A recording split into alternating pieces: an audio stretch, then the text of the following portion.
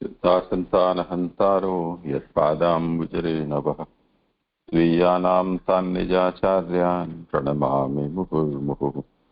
यदनुग्रहतो जन्तुः सर्वदुःखातिगो भवेत् तमहं सर्वदा वन्दे श्रीमद्वल्लभनन्दनम्। अज्ञानतिमिरान्धस्य ज्ञानाञ्जनशलाकया चक्षुरुन्मीलितं येन तस्मै श्रीगुरवे नमः। नमामि हृदये शेषे लीलाक्षीराब्धिशायिनम् लक्ष्मीसहस्रलीलाभिः सेव्यमानं कलानिधिम्। चतुर्भिश्च त्रिभिस्तथा षड्भिर्विराजते योऽसौ पञ्चधा हृदये। करो आरंभ जिनका क्रम।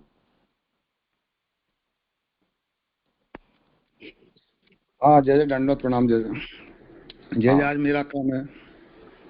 जय जय मेरी आवाज ठीक आ रही है? हाँ अच्छी आ रही। ठीक है।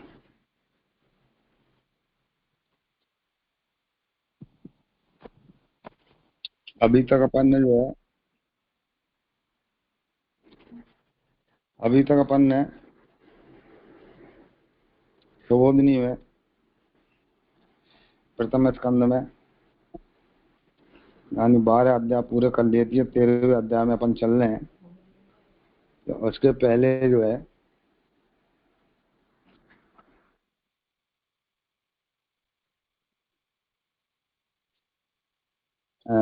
उपक्रम के रूप में श्रीमद् भागवत का महाप्रभु जी ने यानी 7 प्रकार से अर्थ किया है। 7 स्कंदार्थ, प्रकरणार्थ, अध्याय, ये 4 प्रकार के अर्थ निबंध में किए तथा वाक्यार्थ, पदार्थ, अक्षरार्थ, ये 3 तरह से सुबोधिनी जी में किए हैं। साथ मतलब भागवत में आनंद सारे लीला अर्थात हरि भगवान की सारी आनंदमयी लीलाएं हैं, यही शास्त्र का संपूर्ण अर्थ है। स्कंदार्थ में संपूर्ण भागवत में 12 स्कंद हैं, जिनमें अधिकार, साधन, ज्ञान, लीला, सर्ग, विसर्ग, स्थान, पोषण, युक्ति, मनमंत्र, ईशान, कथा, निरोध, मुक्ति और आश्रय आदि लीलाओं का वर्णन निरूपण किया गया है। स्कंदार्थ के बाद में प्रकरणार्थ आता है। तो प्रथम स्कंद यानी 3 प्रकरण है। हीनाधिकार, मध्यम अधिकार, उत्तम अधिकार। प्रथम 3 श्लोक 3 अध्याय हीनाधिकार, द्वितीय 4 से 6 तक मध्यम और 7 से 13 तक जो है उत्तम अधिकार। पहले प्रकरण में सूत जी एवं सौनक जी ऋषियों का है पहला। द्वितीय यानी मध्यम नारद जी एवं व्यास जी का है। द्वितीय उत्तम सुखदेव एवं परीक्षित जी का है, जिसमें अपन ने अभी तक 12 अध्याय यानी कर लिए हैं। 13वां अध्याय में विदुर जी के उपदेश से धृतराष्ट्र और गांधारी का वन में जाना है। आगे 3 यानी पुरुषों की मुक्ति का निरूपण है, अर्थात अभिमन्यु, युधिष्ठिर में 5 पांडव आ जाते हैं। और अब इस 13वें अध्याय में धृतराष्ट्र की मुक्ति का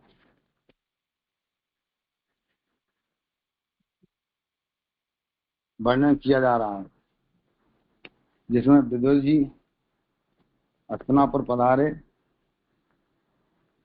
वहां पर सभी ने युधिष्ठिर, धृतराष्ट्र, संजय, कुंती, गांधारी आदि सभी ने विदुर जी का खड़े होकर स्वागत सत्कार किया, सम्मान किया और सभी कुशल समाचार विदुर जी से पूछे। और विदुर जी ने भी जिस तरह से अनुभव किए थे, जिस प्रकार से किया था, वह सभी क्रम पूर्वक सब बताया। केवल यदुकुल का विनाश की बात उन्होंने नहीं कही। ये उनके कहने में की सामर्थ्य उनकी नहीं हो पाई, मैं ये भी सुनाऊं। सुनने असमर्थ रहे सुनाने में। आगे विदुर जी ने धृतराष्ट्र को उनके कल्याण का मार्ग समझाया और कहा कि अब अपन सभी का काल आ गया है, अतः अब जो अपन को यानी छोड़ते हैं उनमें ममता को छोड़ देना ही न्याय है। यानी जो अपन को छोड़ना है उनमें अपनी जो ममता लगी हुई है तो अपन ही उनको पहले से अपन ही छोड़ दें तो ज्यादा अच्छा है। बुढ़ापे के कारण तुम्हारी देह गल भी गई है और पांडवों के दिए यानी कुत्तों की तरह जैसा भोजन आप कर रहे हैं। यानी जिन पांडवों को आपने मारने के लिए क्या क्या नहीं किया, इनका अहित करने के लिए आपने कितने कितने उपाय किए और फिर उनकी शरण में रहकर एक कुत्ते जैसा जीवन जी रहे हैं आप। तो अनेक प्रकार से विदुर जी के समझाने पर यानी अपने यानी बंधे हुए स्नेह पास को तोड़कर घर से निकल गए। गांधारी भी उनके साथ में गई और वे हिमालय पर्वत पर गए। सभी से निवृत्त होकर यानी युधिष्ठिर जी सुबह जब सोकर उठे, नित्य कर्म से निपटे, फ्री हुए, तो सबसे पहले उन्होंने घर में जाकर देखा धृतराष्ट्र, विदुर जी और गांधारी नहीं दिखाई दिए। जब नहीं दिखाई दिए तो अब आगे का प्रसंग जो है श्लोक क्रमांक 38 से जो मेरा है वो इसमें इसी क्रम में आ रहा है। और इसको जो है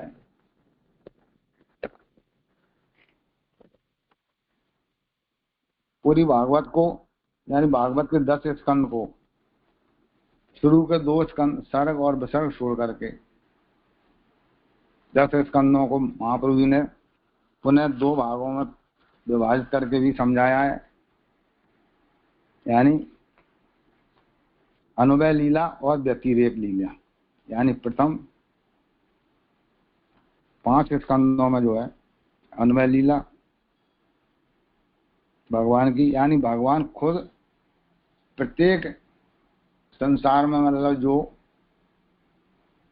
भगवान आदि भौतिक रूप में बने हैं उस तरह से तो सब में अनुस्यूत हैं, भूतपूर्व हैं भगवान वो। और इसके बाद में वो अन्वय लीला और इसके बाद की जो है व्यतिरेक है। यानी भगवान इसके अलावा भी हैं, यानी भगवान सब कुछ बनने के बाद भी अलग से और भी हैं।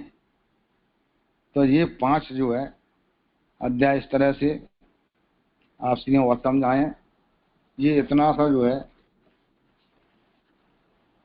श्री मैत्री राजा ने मुझे कहीं बताया था, थोड़ा सा ध्यान आ गया तो मैंने इससे थोड़ा सा प्रकाश डाला, ज़्यादा नहीं लिखा है तो उन्होंने बहुत ज़्यादा है। अब अपन आगे जो है नित्य के क्रम के अनुसार श्लोक क्रमांक 38 में देखते हैं। यानी जब युधिष्ठिर ने देखा कि सभी लोग चले गए, पता नहीं है कहाँ गए, तो श्लोक क्रमांक 38 में समझाते हैं, जिसके लिए उत्थान का नहीं है चूंकि इसके पहले जो है तुम्बूर जो शब्द आया था वो कश्यप ऋषि के पुत्र के रूप में आया। आपसे की ऐसी आज्ञा हुई थी कि सभी लोग देखने का प्रयास करें, तो शायद पंकज जी ने इसका उदाहरण भी दिया था कि हाँ ऐसा लिखा हुआ है। और मुझे भी शायद ऐसा कहीं कुछ मिला तो वही कश्यप ऋषि के पुत्र के रूप में ही मिला है, अन्य कुछ नहीं मिला। श्लोक क्रमांक 38 है।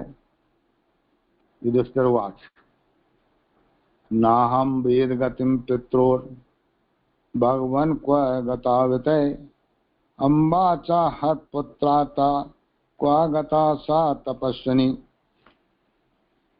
यहाँ से हमारे काका कहाँ चले गए हे भगवान, उस स्थान को मैं नहीं जानता। उसी प्रकार पुत्रों का नाश होने से दुखी हुई तपस्विनी माता गांधारी कहाँ चली गईं इसकी भी मुझे कोई जानकारी नहीं।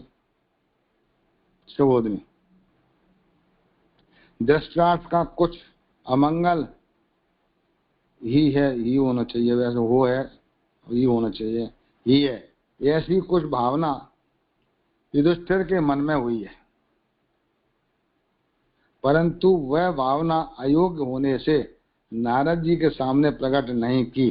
केवल इतना ही पूछा कि मेरे माता पिता कहाँ गए। नारद जी पधारे तो उनके सामने ज्यादा नहीं बोल सके, वो केवल इतना ही पूछा कि मेरे माता पिता कहाँ चले गए। कुछ पता नहीं चल पा रहा, बिना कहे चले गए, रात में गए। तो उत्थान काम कह रहे हैं अगले श्लोक में, इसमें इस श्लोक में 38 में कोई ऐसा शब्द नहीं है मेरे जहां तक अंदाजा है कि कोई पूछने लायक हो। फिर भी किसी को पूछना हो तो पूछ सकते हैं, क्योंकि 2 लाइन का केवल। तो आगे श्लोक क्रमांक 39 में उत्थान काम है, बात की वास्तविकता को शीघ्र ही बता देने के लिए कहते हैं। कर्णधार एवा पारे भगवान पारदर्शन अथाव भावे भगवान नारदो मुनि सत्तम। जिस प्रकार नाविक अपार समुद्र को भी पार करा देता है, उसी प्रकार हे भगवान नारद जी आप भी पार का दर्शन करा देने वाले हो।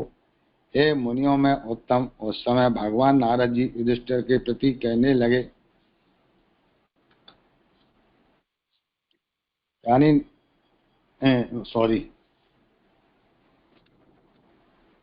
सुबोधनी जी, आप प्रवहन यानी बड़ी नौका को चलाने वाले नाविक के समान ही, अर्थात हम तो शोक रूपी समुद्र में डूब रहे हैं, उसमें आपकी सब कुछ जान लेने वाली क्षमता नौका रूप है, उसका निर्वाह करने वाले आप ही हो। आप जहाज को चलाने वाले कर्णधार के समान ही नहीं हो, वर्ण समुद्र के दूसरे किनारे को भी दिखा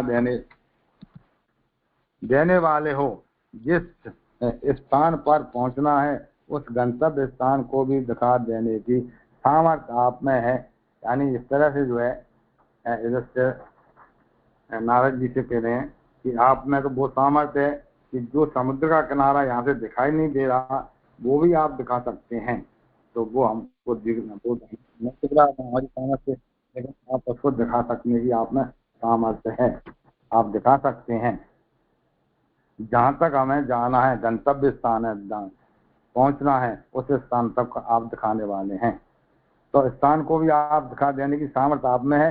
वह स्थान किस प्रकार का है उसे भी आप दर्शन यानी करा देते हो, यानी वह स्थान भी कैसा है उसके भी आप दर्शन करा सकते हैं, बिना वहां पहुंचे यहाँ से समझा सकते हैं। कहने का मतलब ये उसके अंतिम, माता जी ने समझ नहीं पा रहा तो सॉरी, उसके अंतिम परिणाम की स्थिति भी आपसे छिपी नहीं है। इस बात को पूरा न करके युधिष्ठिर बीच में ही चुप रह गए, यानी अधूरा बात छोड़ करके युधिष्ठिर जी शांत हो गए, पूरी बात नहीं कर पाए, क्योंकि जो नारद जी सामने विराजे हुए हैं। तो उन्हें इस प्रकार मौन देखकर और उस मौन का कारण जानकर नारद जी स्वयं ही कहने लगे। वो मौन का कारण समझ गए और स्वयं क्या कहने लगे, नारद जी को ज्ञान होने में कारण बताया जा रहा है कि वे भगवान हैं, यानी भगवत स्वरूप हैं वे साक्षात। तो भगवान है इसलिए उनको जो ज्ञान है तो ये उसका कारण है। युधिष्ठिर का शोक जिस बात से दूर हो ऐसा उपदेश देने में नारद जी कुशल हैं, यानी उसने नारद जी जो है युधिष्ठिर के शोक को दूर करने को भी वे जानते हैं। कुशल माने वो जानते हैं पहले से। यह बताने के लिए यानी मुनियों में उत्तम नारद जी ये कहा है मुनि सत्तमा। मुनि सत्तम का मतलब होता है यानी ईश्वर परम सत्य है, शाश्वत है, अविनाशी है, शांति है, प्रेम है, आनंदमय है और आनंद का सागर है। ये सभी जो है कठोपनिषद के वाक्य हैं। तो मुनि सत्संग का इस तरह का अर्थ इसमें दिया गया है। इसलिए ये उनके लिए संबोधन किया गया है। यह संबोधन सूत जी ने शौनक ऋषि के लिए दिया है, जिसका तात्पर्य है कि शौनक जी कही हुई बात का रस तत्काल समझते हैं। यानी शौनक जी कैसे ऋषि हैं, किसी बात को वो थोड़ा सुनने के बाद भी संपूर्ण बात को समझ जाते हैं। कभी कभी कुछ लोग ऐसे ऋषि होते हैं कि जिनके सामने कोई बात आधी कही जाए या बिल्कुल नहीं कही जाए, इशारा किया जाए, तब भी वो समझ जाते हैं। तो शौनक जी इस तरह के ऋषि हैं और पहले से ही हैं। तो मूल में पाठांतर होने पर भी उसके अभिप्राय का जो विचार करना हो उसे यानी हृदय में विचार लो। मुनि तो दयालु होते हैं, इसलिए ना पूछी गई बात को भी नारद जी दया करके कहते हैं यह बताया है। यानी जो बात अभी मैंने जो बोली थी, यानी नारद जी जो बात पूछी नहीं है तो दया के कारण वह बात ही वो जो है बताने को तत्पर रहते हैं नारद जी। इस तरह से श्लोक क्रमांक 39 पूरा हुआ। इसमें कोई प्रश्न हो, कोई जिज्ञासा हो तो लोग पूछें। इसमें दो अशुद्धि है, वो जरा देख लो। मूल श्लोक में कर्णधार इवा पारे, उसके बाद मग्नाः नः पारदर्शन। भगवान पारदर्शन की जगह भगवान हटाकर मग्नाः नः, इतना इसमें लिखना है।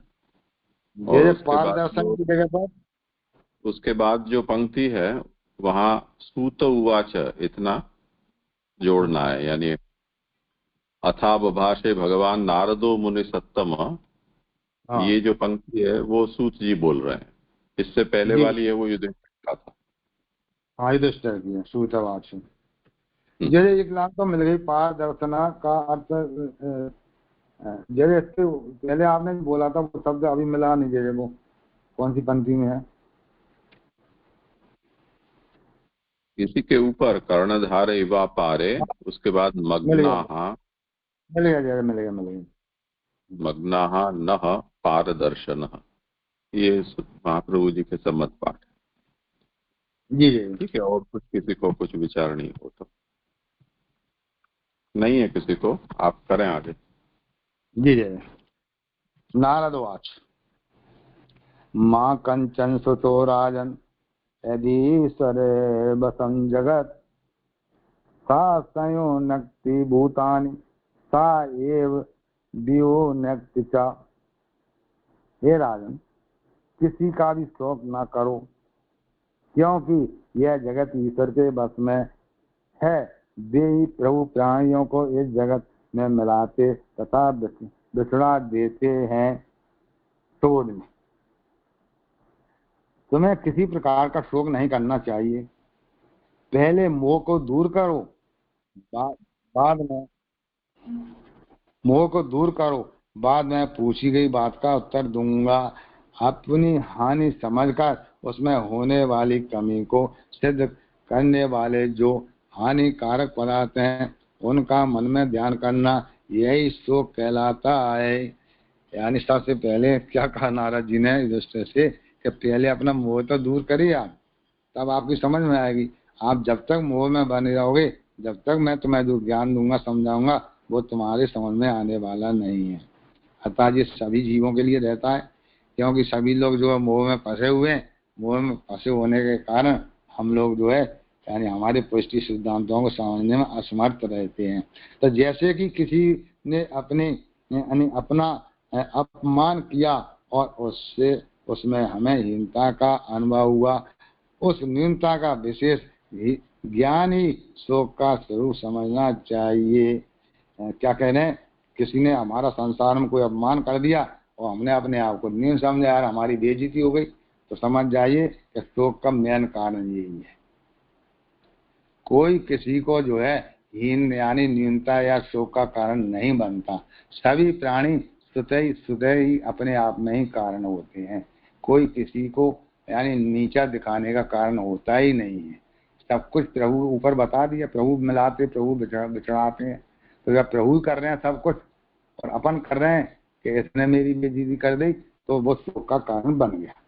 तो अनिष्ट की भावना से शोक होना संभव है। अतः किसी के अनिष्ट की भावना नहीं करनी चाहिए। अब अनिष्ट की भावना यानी गलत होना, ये भावना विचारना जो अपन को नहीं सोचना चाहिए किसी की बुराई, किसी के बारे में। आप तो बड़े परिवार वाले हैं, बड़े परिवार माने महान परिवार वाले। बड़े परिवार का संख्या से मतलब नहीं होता है कि संख्या में 100-200 का परिवार हो, नहीं, महान परिवार यानी आप तो जो है पूर्णतः ज्ञानवान है, यानी भगवत स्वरूप में बड़े परिवार वाले हैं, कम नहीं आप, यानी भगवत ही हैं आप। यह बताने के लिए राजन संबोधन दिया है, जहाँ बड़ा राज हो वहाँ इष्ट अनिष्ट चलता ही रहता है। यदि इस प्रकार कष्ट ही करते रहे तब तो राज्य सुख भी नहीं होगा, भोगा जा सकता। क्या कह रहे हैं, यदि आप कष्टों का ही विचार करते रहे, तो फलाना दुखी है मेरे राज्य में, ढिकाना दुखी है, तो फिर राजा का काम होता है कि दुख और सुख तो राजा के जीवन में आते ही रहते हैं। बिना दुख का तो उसका जीवन चलेगा ही नहीं, राज्य ही नहीं चलेगा। और दुख पे विचार करेगा तो वो सुख कब भोगेगा। और राजा का तो मेन पर्पस होता है आनंद लेना, सुख भोगना, और तुम तो दुखों की तरफ देख रहे हो। तो ये तो भगवान की वो है। अतः राजा को कोई शोक नहीं करना चाहिए, यह सारा जगत ईश्वर के अधीन है। भगवान ने सब पदार्थ का निर्माण किया है और सबको नियंत्रण में रखने वाले भी वे ही प्रभु हैं। वे भगवान न किसी के शत्रु हैं न मित्र। भगवान स्वयं के अथवा दूसरों के लिए इस जगत को बनाते हैं। यानी क्या कह दिया कि भगवान ने अपने लिए और दूसरों के लिए यानी जीवों के लिए जगत को बनाया है। भगवान ना तो किसी के शत्रु हैं ना किसी के मित्र हैं। भगवान गीता में कहते हैं कि सभी जीव मेरे लिए समान हैं, सभी जीव मुझे प्रिय हैं, लेकिन जो मेरा भक्त होता है वो मुझे अति प्रिय होता है। बस डिफरेंस इतना है। तो भगवान ने बनाया सारे जगत को, सभी जीवों को। जब भगवान ने बनाया, भगवान को प्रिय है, फिर हम लोग सोचने वाले हैं कौन कि ये गलत है ये सही है। भगवान ने बनाया है और भगवान कह रहे हैं मुझे सब प्रिय है। तो ये हम लोग जो सोचते रहते हैं अहमता ममता के कारण, जो अभी ऊपर बताया था, उसके कारण हम लोग में जो गलत सोच बनी रहती है। इस तरह से समझाया, यानी जगत को बनाते हैं। यदि ये माना जाए कि भगवान दूसरों के लिए जगत बनाते हैं तो वे सबका भला ही करते हैं, यही नियम है। यदि दूसरों के लिए बनाया तो भगवान सबका भला करते हैं, यदि अपन मान लें तो। और यदि यह माना जाए कि जगत को स्वयं के लिए बनाते हैं तो प्रभु अपनी क्रिया सिद्ध करने के लिए ऐसा करते हैं। यानी अपन दोनों तरफ सोचें कि भगवान ने जगत को संसार के जीवों के लिए बनाया है, तो ही बनाया कौन ने, भगवान ने। और अपन सोचें भगवान ने नहीं, अपने खुद के लिए आनंद के लिए बनाया, तो ही कौन ने बनाया, भगवान ने बनाया है। तो दोनों तरफ से बनाया तो भगवान नहीं है। क्या खुद के लिए बनाया है? यार खुद को आनंद कब आएगा, किसके साथ, जीवों के साथ जब आनंद लेंगे, प्रभु के लेंगे, तब।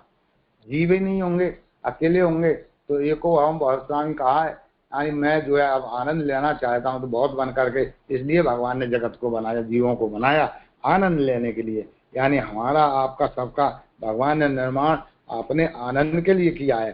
तो प्रभु अपनी क्रिया सिद्ध करने के लिए ऐसा करते हैं, यह नियम है, ये शास्त्र का नियम है। तो भगवान दूसरों के लिए जगत बनाते हैं, यह पद स्वीकार करने पर वे जीवों का हित करते हैं। अतः जीव शोक मनावे में यह ठीक नहीं। क्या कह दिया, यानी भगवान जो है अब खुद के आनंद के लिए यानी जीवों को बना रहे हैं, और जीव जो है शोक कर रहे हैं, अच्छा होने पर शोक कर रहे हैं, बुरा होने पर खुशी मना रहे हैं। ये नहीं, भगवान ही करने वाले हैं, अपन हैं कौन, हमको भगवान ने बनाया है, तो अपने भगवान के लिए बनाया है, तो हमको तो भगवान के आनंद में सहयोगी होना चाहिए। अगर हमको भगवान ने कोई गलत काम दिया है तो अभी स्वीकार करिए, तो अभी करिए उसको, प्रभु की इच्छा है उनकी। अपन ने देखा है भगवान ने कैसे कैसे राक्षसों से खुद ही जाके लड़े हैं, जाकर क्यों, भगवान ने खुद ही आनंद आया भगवान को उनसे लड़ने में, तो भगवान ने खुद के आनंद के लिए उनको बनाया। तो वो जीव तो हालांकि अलग बात है, शौकित थे।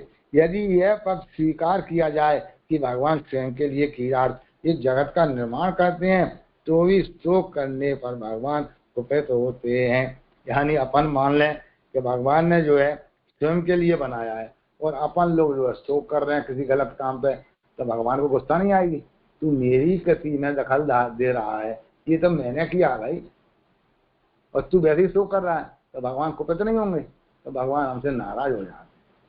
कहने का मतलब ये, अतः भगवान अपना खेल रचाने के लिए यदि कोई कार्य करते हैं तो उसमें शोक करना अयोग्य माना जाता है।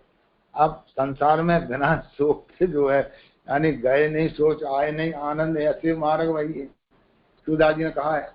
तो अब इसकी एक ही लाइन में यदि अपन चलें तो बड़ी विलक्षण बात हो जाए, पर अपन लोग नहीं चल पाते हैं। क्या कहें, जीव है, भगवान ने इतना बड़ा पर्दा लगा दिया है माया रूपी, कि माया को हटाना बड़ा मुश्किल है। इसके कारण जो है अपन शोक करते रहते हैं। भगवान दूसरों के लिए जगत बनाते हैं। इस पक्ष के विचार करने पर अपने पुत्र का नाश हो जाए तो यह कैसे माना जाए कि भगवान ने भला किया है? अब देखिए कितना, यानी ऐसा उदाहरण दे दिया, संसार में किसी का भी पुत्र चला जाए तो अब कैसे मान लिया जाए कि भगवान ने आनंद के लिए बनाया है, भगवान ने ठीक किया है? पर शास्त्रीय बात देखी जाए तो भगवान ने किया तो सही है, पर हम अपनी आत्मा को, आत्मीय ज्ञान को भूल करके देह ज्ञान में चले गए, देह को ही अपन सब कुछ समझने लगे, देह धर्म को मानने लगे, इसलिए ये सब गड़बड़ होने लगी, यानी हमको पुत्र जाने का शौक होने लगा। ऐसी शंका क्या कह रहे नहीं करनी चाहिए। इस शंका को उत्तर में कहते हैं क्यों? क्योंकि अपनी ममता के स्थान रूप जो पुत्र आदि हैं उन्हें दूर करके भगवान जीव की ममता दूर करते हैं। भगवान चाहते हैं कि तेरी ममता कैसे तो दूर हो, यानी इतना बड़ा जो उदाहरण दिया, पुत्र से ज्यादा संसार में अधिकांश जीव जंतु, अधिकांश लोग जो है पहले नंबर पर पुत्र प्राप्ति को, दूसरे नंबर पर धन प्राप्ति को, ये सभी मैं और मेरी चीजें हो गई, इनके पीछे दौड़ रहा है। तो भगवान सबसे पहले सोचते हैं कि चल तेरी ममता दूर करनी है मुझे, तो इसलिए उसका पुत्र उसको दूर किया।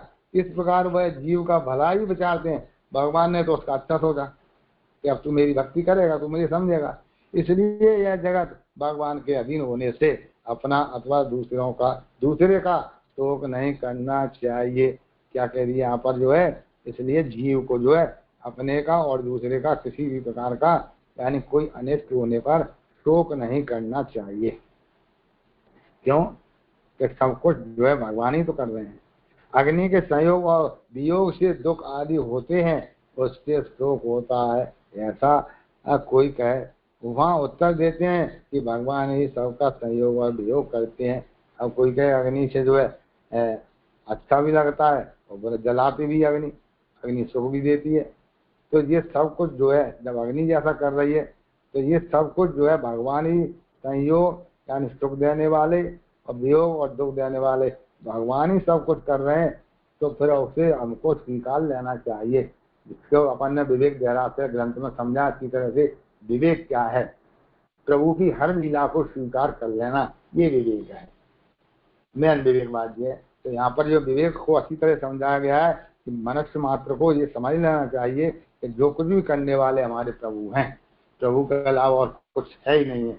जब अपन ने ये स्वीकार कर लिया तो किसी भी मनुष्य को, किसी भी जीव को किसी प्रकार का कभी कष्ट दुख होगा ही नहीं। अतः भगवान के कार्यों में अपने को शोक नहीं करना चाहिए। जब किसी का संयोग और वियोग हो तो ऊपर के तर्क को ध्यान में रखना चाहिए, अर्थात दूसरे के लिए ही भगवान किसी का संयोग और वियोग कराते हैं। यानी ये ध्यान करना चाहिए कि हमको भगवान ने मिलाया है तो दूसरे के लिए मिलाया है। अब यहाँ थोड़ा सा शब्द आ गया है, समझने की बात ये कि दूसरे के लिए, किसके लिए मिलाया है? बहुत से कारण होते हैं, इसमें एक कारण नहीं बनता। भगवान ने संसार को भी चलाना, भगवान को अपनी भक्ति भी चलानी। ऐसा नहीं है कि मेरे भक्त सारे चले जाएं। तो अब भक्तों को आगे बढ़ाने के लिए तो आपके कुल को आगे बढ़ा दिया, आपको धन संपत्ति दे दी, उसके लिए चला दिया। कभी किसी का संचित कर्मों को खत्म करने के लिए, उसके लिए आपको जन्म दे दिया। तो यानी ये दूसरों के लिए शब्द हो गया। यानी भगवान कुछ ऐसी लीला करते हैं जिसको अपन समझ नहीं पाते हैं। तो इसमें कह दिया कि जब किसी का संयोग और वियोग हो तो ऊपर के तर्क को ध्यान में रखना चाहिए, अर्थात दूसरे के लिए ही भगवान किसी का संयोग और वियोग कराते हैं, उसमें हित होता है। अतः दोनों प्रकार से भगवान सबका सब प्रकार से हित करते हैं, यह समझना चाहिए। क्या कह दिया? चाहे आपको शोक हो रहा हो, आपको खुशी होगा, किसी भी प्रकार का प्रसंग हो, दोनों प्रकार से जीव का भगवान हमेशा ऐसे ही करते हैं, अहित करते ही नहीं है। अहित कभी भगवान की डायरी में लिखा ही नहीं है कि जीव का अहित करना है। जब भगवान पहले कह चुके हैं कि प्राणी मात्र माने मुझे प्रिय लगता है, जब पहले कह दिया तो अहित का तो सवाल ही नहीं है। पर हम लोग तो जो है पुष्टि जीव हैं, पुष्टि जीव होने के नाते हमको तो कम से कम नहीं तो मैंने कभी कहा विवेक में, केवल विवेक शब्द को ही ध्यान कर लें अपन, इतने में हमारा काम हो जाएगा। यानी हमारे प्रभु जो भी करेंगे अच्छे के अलावा कभी बुरा शब्द आ ही नहीं सकता हमारे सामने। इस तरह से जो है आपका श्लोक क्रमांक 40 के जो है प्रबोधनी पूरी हुई। अब यहाँ तक किसी को कोई प्रश्न हो तो पूछें।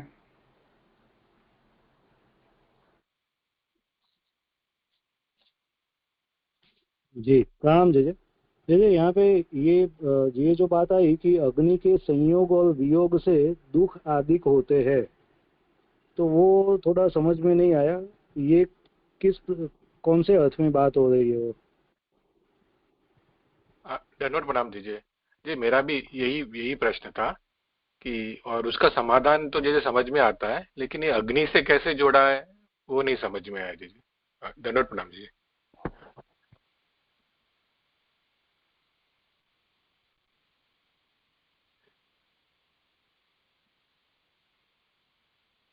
जैसे मेरा निवेदन इसमें ये है कि अग्नि से जोड़ने वाली बात ज्यादा क्लियर बारीक तो मेरी भी एकदम स्पष्ट नहीं आई, थोड़ा जो कुछ आया उतना तो मैं बोल ही दिया। और ज्यादा डिटेल में तो जैसे थोड़ा सा आपकी वाणी से ज्यादा अच्छा आएगा हमारी समझ में, जैसे तो ज्यादा ही अच्छा रहेगा। हाँ देख लेते हैं।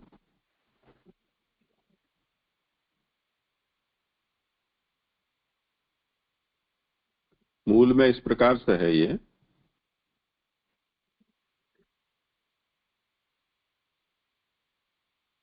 ये आशंका है, उसमें ये उदाहरण देकर आशंका को पुट किया गया है। नारद जी ये कह रहे हैं कि तुम किसी का भी शोक नहीं करो, क्योंकि ये पूरा जगत है वो भगवान की वश है, और भगवान ही सबको मिलाते हैं, भगवान ही सबको बिछोड़वाते भी हैं।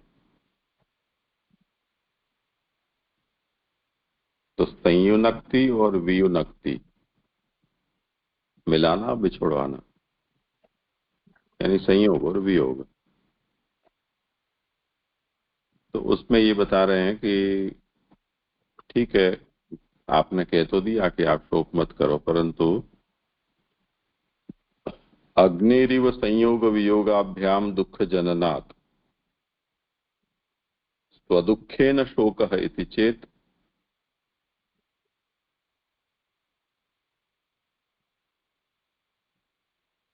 अग्नि की तरह संयोग, यानी आग से जुड़ने पर जल जाते हैं, और वियोगाभ्याम, जिनको दाह संस्कार होता है, जैसे अभी अहमदाबाद में सब जल गए,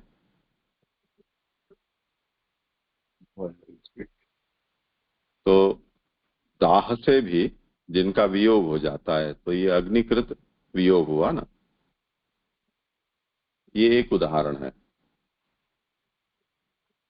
अथवा संयोग में अग्नि का अन्वय करें, यानी आग को हम छू लें तो हम जल जाते हैं तो दुख होता है, तो संयोग तो अग्नि का दुखद होता है, उसमें हम अग्नि को लें, और वियोग में हम अग्नि को न लें तो स्वजनों का वियोग, ऐसा समझो।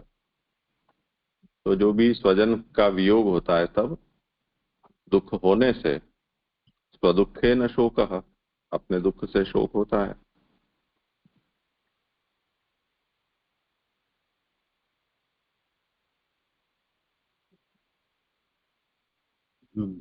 हाँ जी जी जी, अच्छा क्लियर हो गया, आगे समझ में। जी जी जी, स्पष्ट हुआ जी। धन्यवाद प्रणाम जी। हाँ प्रणाम जय। आप 40वें श्लोक की उत्थानिका जो है ना, हिंदी पुस्तक में नहीं है किंतु मूल में है। तो वो आप समझा सकते हैं, क्योंकि उसमें एक प्रश्न है छोटा। अच्छा, उधर दिया हुआ भगवान है। भगवान संसारी जीवेषु यद अज्ञानम करोति तत् सहसा कृतिव्यावृत्त्यर्थम, यही ना? जी नारद जी उवाच। जी। हाँ हिंदी में नहीं है इसका अनुवाद, पता नहीं क्यों। हाँ हाँ, सही बात। हाँ, तो इसको ऐसे ले लो।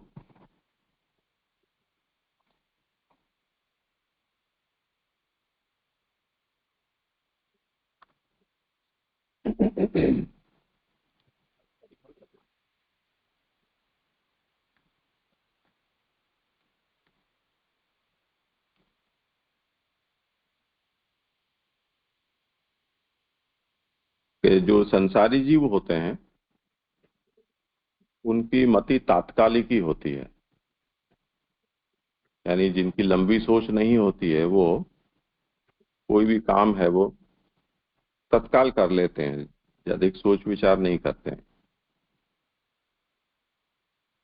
तो भगवान क्या करते हैं कि ये अभी मैं अनुवाद नहीं बता रहा हूँ, विषय को समझने की बात है। तो जो संसारी जीव हैं उनमें भगवान किसी प्रकार का अज्ञान डालते हैं, जिससे कि वो कोई काम सहसा न करने लग जाए।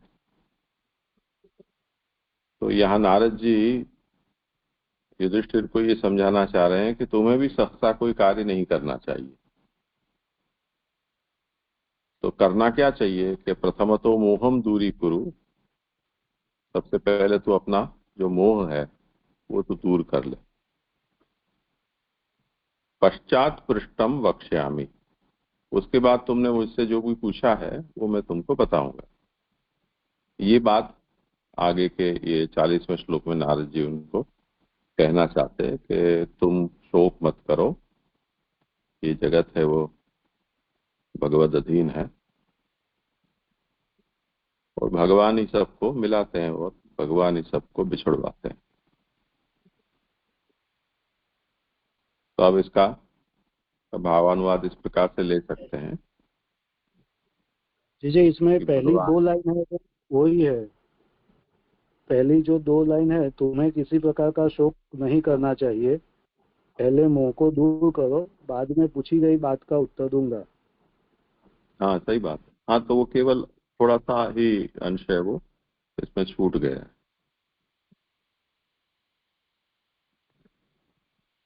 एक पंक्ति का छूट गया है। ठीक है जी। ये जो संसारी जीवों में अज्ञान डालते हैं ना वो, और उससे वो तात्कालिक ही उनकी बुद्धि होती है, तो युधिष्ठिर में अज्ञान है इस बात का कि उनके काका कहाँ गए, उसके कारण वो कुछ कर ना बैठे, वैसे समझना है ना ज्ञान का यहाँ पर। हाँ, तो अभी विदुर जी के कहने पर जिस प्रकार से ये लोग सब छोड़कर चले गए हैं, तो वो इस समय युधिष्ठिर उनसे अज्ञात है। अब कहने के लिए तो विदुर जी ने युधिष्ठिर को सूचना नहीं दी, या धृतराष्ट्र गांधारी ने सूचना नहीं दी, उसके कारण युधिष्ठिर को अज्ञान है।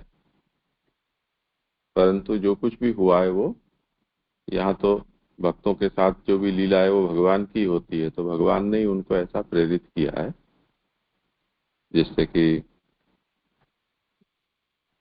युधिष्ठिर को ये बात पता न चले। तो आगे ये भी विषय हमने देखा ना कि विदुर जी जब आए उस समय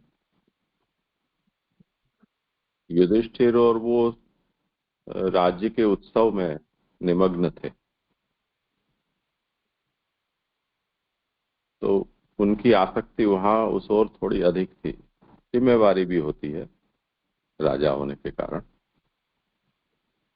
और इतना समय राज्य से दूर रहने के कारण लंबे समय के बाद राज्य प्राप्ति हुई है तो थोड़ा ममता भी बढ़ जाती है, तो उसके कारण उनकी उस ओर प्रवृत्ति अधिक थी। तो यहाँ ये बात ही बता रहे हैं कि भगवान संसारी जीवों को जो अज्ञान कराते हैं वो इसलिए कराते हैं ताकि वो कोई अविचारित रूप से सहसा कोई कार्य करने न लग जाए। तो तुमको भी अभी सहसा कुछ नहीं कर लेना चाहिए।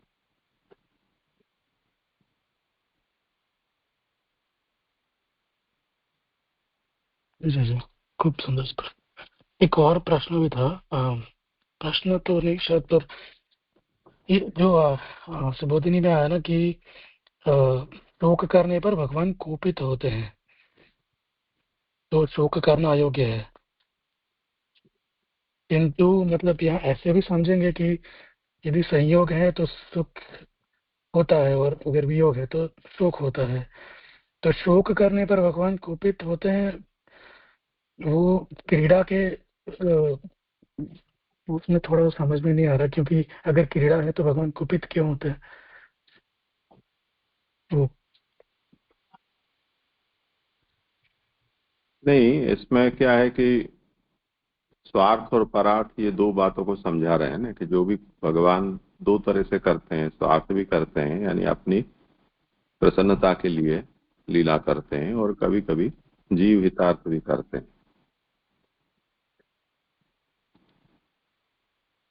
तो सस्वार्थम परार्थम वा करोति,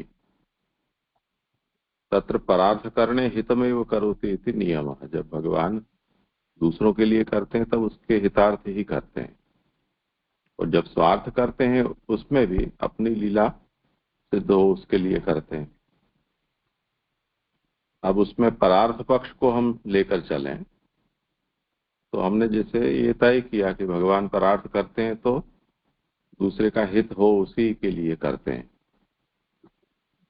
ऐसे में यदि जिसका हित करने के लिए भगवान कर रहे हैं वो ही शोकमग्न हो जाए तब तो वो निषिद्ध हो गया ना, गड़बड़ी कर दी उसने।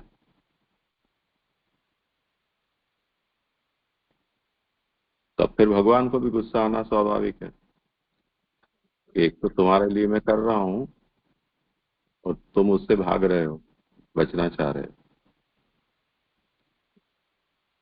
तो जैसे हम श्री महाप्रभु जी के उदाहरण में लें, महाप्रभु ने जो अंतःकरण प्रबोध ग्रंथ में इस विषय का मनोमंथन प्रकट किया है, वहां यही बात तो आपने दिखाई है ना, कि आज्ञा की कि आप स्वधाम पधारो, तो महाप्रभु ने उस आज्ञा को गंभीरता से नहीं लिया है। उसके बजाय जो प्रथम आज्ञा थी, जो कार्य करने के लिए आपको भूतल ऊपर प्रकट होने के लिए आज्ञा दी थी नित्य लीला में, वो आज्ञा का पालन अभी पूर्ण रूप से हो नहीं पाया है। तो तब तक मैं दूसरी आज्ञा का पालन कैसे कर सकता हूं? तो भगवान तो श्री महाप्रभु के लिए ये आज्ञा की थी कि आप पधारो, ये सोचकर कि मेरा भक्त मेरे से दूर है, कैसे रहता होगा, तो जल्दी आ जाए मुझे पास वापस। तो ये परार्थ पक्षे भगवता तस्य हिते क्रियमाणे। अब ये तो महाप्रभु के हित के लिए दी गई आज्ञा थी, और उसमें महाप्रभु शोक करने बैठ गए। महाप्रभु ने कहा कि ये मेरे से गड़बड़ी हो गई है, सेवकस्य तु धर्मोऽयम् स्वामी स्वस्य करिष्यति। तो भगवान ने भी गुस्सा प्रकट कर दिया, माधव भट्ट काश्मीरी को से शांत करा दी, सूक्ष्म टीका लिखी थी वो गायब कर दी। तो ये सब ठाकुर जी का ही तो कोप था ना।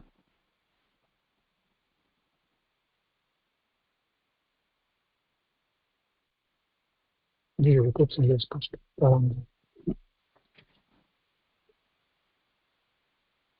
ठीक है, आगे। जी जी। Thank you. अतः दोनों प्रकार से यानी भगवान का सब प्रकार से हित करते हैं, यह समझना चाहिए। आगे उत्थान काम समझा रहे हैं। उपयुक्त विषय में शंका होगी, भगवान अपने खेल के लिए जगत बनाते हैं, इस पक्ष के अनुसार शोक को किस प्रकार छुआ जा सकता है? क्योंकि भगवान तो अपनी क्रिया के लिए करते हैं, पर जीव को अनुचित कामों के साथ जोड़ देने से उनके लिए शोक और दुख पैदा करते हैं। यह बात है।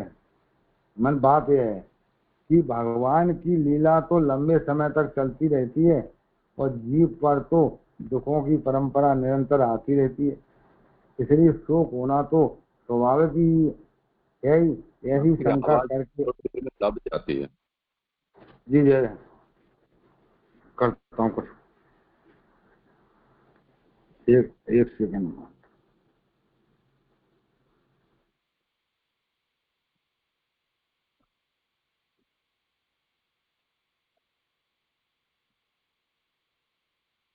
तो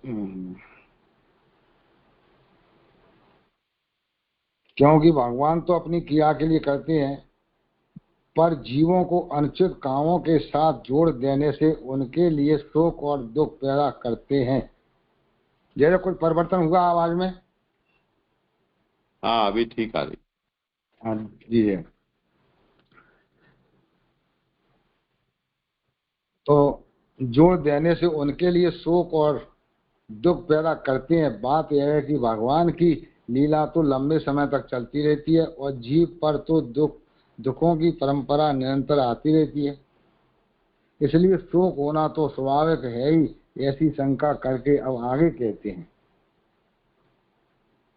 यानी ऊपर ये कह दिया कि भगवान तो जो सब कुछ अपने लिए कर रहे हैं, भगवान ने अपने लिए जगत को बनाया है, पर जीवों पर जो है जो दुख सुख आ जाते हैं, ऐसा क्यों है? यानी जीवों से ऐसा कैसी जो है अनुचित व्यवस्था कर दी गई है भगवान ने, जिसके कारण जीवों को जो है दुख और सुख जो झेलना पड़ते हैं। तो उसमें ऊपर में बता दिया है उत्थान का में, यानी जो है इसको परंपरा से चलाने के लिए भगवान ने ये सब कुछ किया है। यदि सब कुछ माने मतलब इसको अपन वैसे समझें कि सब कुछ सुखमय हो जाए, सुख का मतलब यह कि आप कोई दुख का मतलब कोई गलत काम, कोई पाप, कोई गलत प्रक्रिया ना होगी तो संसार भी सूना हो जाएगा, कहने का मतलब ये है।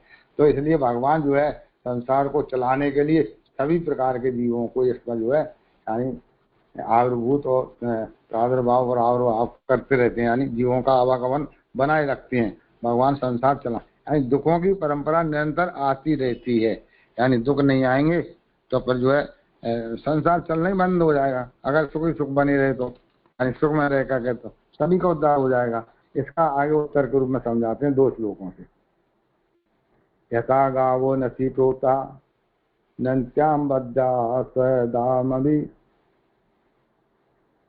वाक्कन्यान् नत्यां नाभिर्बद्धा भयन्ति बलिम् ईशतु।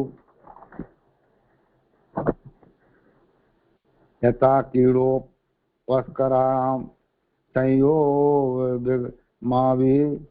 ईर्ष्याकीर्तुष्यातां तथैवेश्यानिणाम्। आवाज जिस प्रकार जी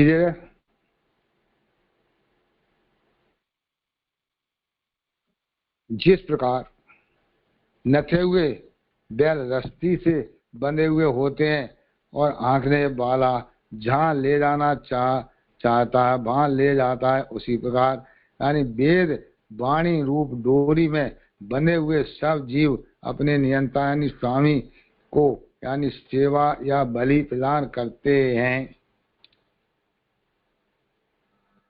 प्रथम श्लोक। दूसरे श्लोक के जिस प्रकार क्रिया के साधनों का संयोग वियोग क्रिया दिखाने वाले के अधीन रहता है, जिला चाहे कठपुतली आदि को घुमाए या अन्य पुतलियों से यानी मिलाए व बिछुड़ा दे, उसी प्रकार भगवान की इच्छा से मनुष्य का संयोग वियोग यानी होता है। सुबोध 5 मनुष्यों के साथ दुख होता है तो वह दुख नहीं माना जाता, अतः अपनी क्रिया सिद्ध करने के लिए ही ईश्वर ने हम सबको बनाया है। अब 5 मनुष्यों में इसमें देखने में तो अनेक प्रकार आए, कुछ थोड़ा बहुत आए वो मैं थोड़ा सा बताता हूँ।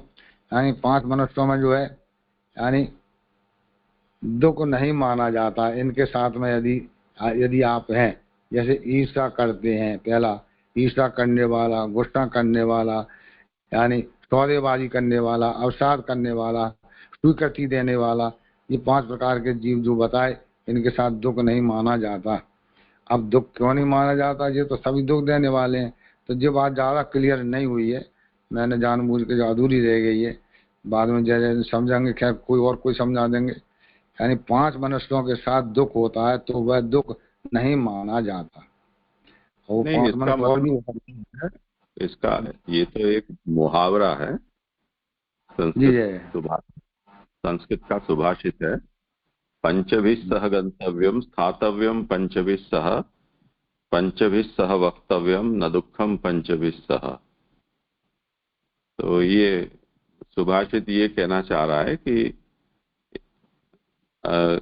एक से भले दो, बस ये जो अपने यहाँ हिंदी में मुहावरा है, यही उसका सार है। तो जब एक से अधिक लोग होते हैं तो बंट जाता है दुख। तो हम कहीं जाएं तो 2-4-5 लोग हों तो अच्छा लगता है, कहीं ठहरें तो 2-5 लोग हों तो अच्छा लगता है। इसी तरह बातचीत करें तो भी 2-4-5 हो तो अच्छा लगता है। उसी तरह अधिक लोग होते हैं तो दुख बढ़ जाता है, तो दुख रूप नहीं लगता है, ये तात्पर्य। हाँ जी जी, अच्छा क्लियर हो गया, जैसे बहुत शानदार। चलो अच्छा हो गया। तो अब मैं दोबारा पढ़ता हूँ। तो 5 मनुष्यों के साथ दुख होता है तो वह दुख नहीं माना जाता। अतः अपनी क्रिया सिद्ध करने के लिए ही ईश्वर ने हम सबको बनाया है। स्वामी की कार्य सिद्धि में बाधा स्वामी द्रोह कहलाता है। ऐसा समझकर हमें वह दुख सहन करना चाहिए। आगे मैं कृतार्थ होऊंगा यह भाव रखकर स्वामी की क्रिया अनुसार रहना चाहिए। यानी क्या कह दिया? यानी भगवान ने हमको अपनी क्रिया के लिए बनाया है। यदि हम भगवान की क्रिया में सहयोग नहीं करेंगे, विरोध करेंगे, तो भगवान का माने द्रोह हो जाएगा, प्रभु से हमारा द्रोह हो जाएगा, तो भगवान हमसे नाराज हो जाएंगे, तो हमें दुख, हमारे जीवन में दुख आएगा।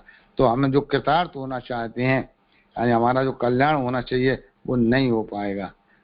तो आगे कृतार्थ होऊंगा मैं सोचता हूँ, यह भाव रखकर स्वामी की क्रिया अनुसार रहना चाहिए। अर्थात अपने कल्याण के लिए प्रभु की इच्छा के अनुसार हमें अपने जीवन में रहना चाहिए। कहने का मतलब ये हुआ, यदि हम क्रिया में दोष निकालेंगे तो भगवान को बहुत दुख होगा।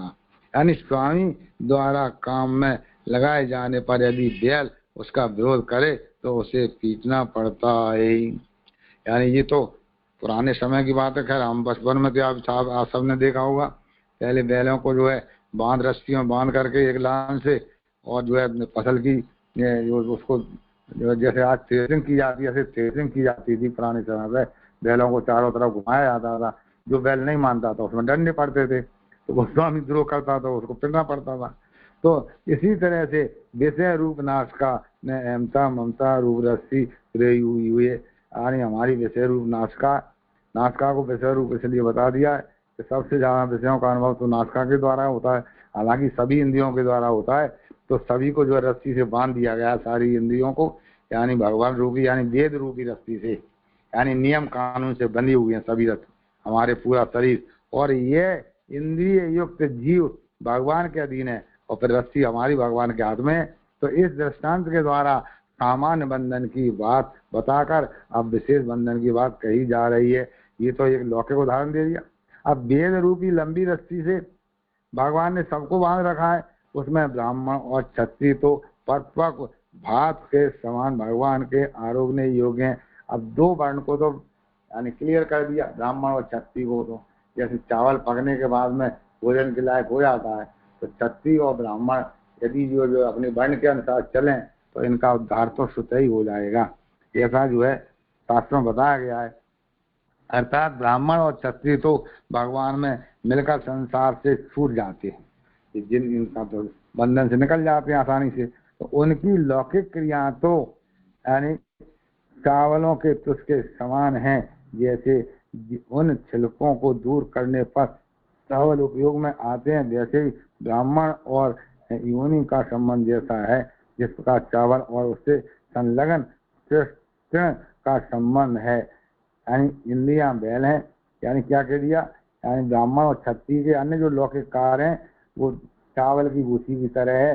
भूसी में कुछ होता नहीं है, चावल के दाने तो बचे नहीं है, वो तो केवल महसूस होता है कि चलो ये भूसी चावल का ढेर है।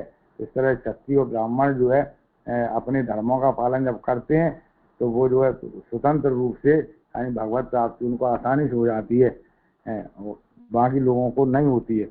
तो संलग्न तृष्णा संबंध इंद्रिय बैल है। वेद बैलों के बांधने की डोरी है। अब वेद में सभी लोग जो है, वेद के नियम कानून में सभी लोग बंधे हुए हैं। जैसे बैल बंधे रहते हैं डोरी से, ऐसे वेद रूपी डोरी से सभी जीव बंधे हुए हैं। भगवान की इच्छा स्तंभ है। स्तंभ माने में जो खम्मा बीच में जो मेड़ गड़ी होती है उसको खम्भ कहते हैं, उससे सब लोग बंधे रहते हैं। वो क्या है, भगवान की इच्छा है, माने भगवान की इच्छा से सब काम हो रहा है। अपन कहें जाना बांध दिया, बाना बांध दिया, सब कुछ नहीं है, भगवान की इच्छा थी इसलिए ये सब कुछ हुआ। जब तक इंद्रियां यानी अध्यास है, इंद्रियों का अध्यास है, तब तक बैल समान है।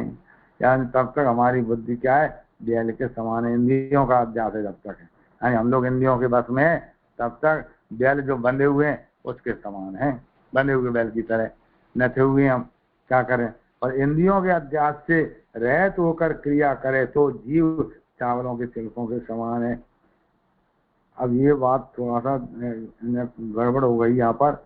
इंद्रियों के अध्यास से रहित होकर, जब इंद्रियों का अध्यास नहीं रहा तो क्रिया करें, तब वो जीव क्रिया करे तो जीव चावलों के छिलकों के समान है। यही शब्द नहीं आया अकेला समझ में, जीव चावलों के छिलकों के समान है। देख लेते हैं।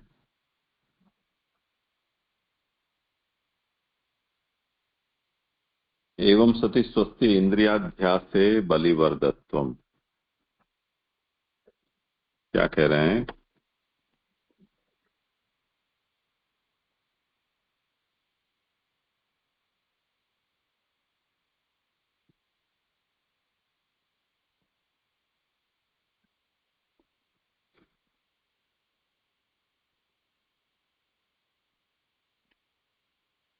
वाक्तंत्याम नाम भी बद्धाहा इति, उसकी ये व्याख्या है वहां से। और वहां क्या बता है कि वेदवाणी रूप डोरी में बंधे हुए सब जीव अपने नियंता स्वामी की सेवा या बलि प्रदान करते हैं। उसमें ये आ गया कि वेद लक्षणा दीर्घ रज्जु, जो वेदवाणी है वो एक ऐसे समझो कि बहुत लंबी चौड़ी रस्सी है जिससे हम सब बंधे हुए हैं। और ब्राह्मण क्षत्रिय रूप ओदन सच भगवता भुक्तव्य, ये जो दो वर्ण हैं जिनको, ब्राह्मण को सन्यास प्राप्त है, क्षत्रिय को वानप्रस्थ प्राप्त है। वैश्य शूद्र हैं वो गृहस्थ तक ही रहते हैं प्रायः, यद्यपि उनको भी है, पर वैश्य इतना विरक्त हो नहीं पाता है उसकी वृत्ति और उसकी परंपरा के कारण। तो वानप्रस्थ होने के कारण क्षत्रिय के भी मुक्ति का मार्ग खुल जाता है ब्राह्मण सन्यास के कारण।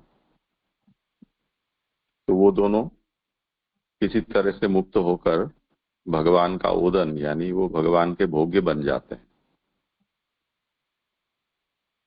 तैहि भगवती सायुज्यम प्राप्तव्यम, भगवान का भोग कैसे करते हैं, तो वो भगवान में सायुज्य प्राप्त करते हैं,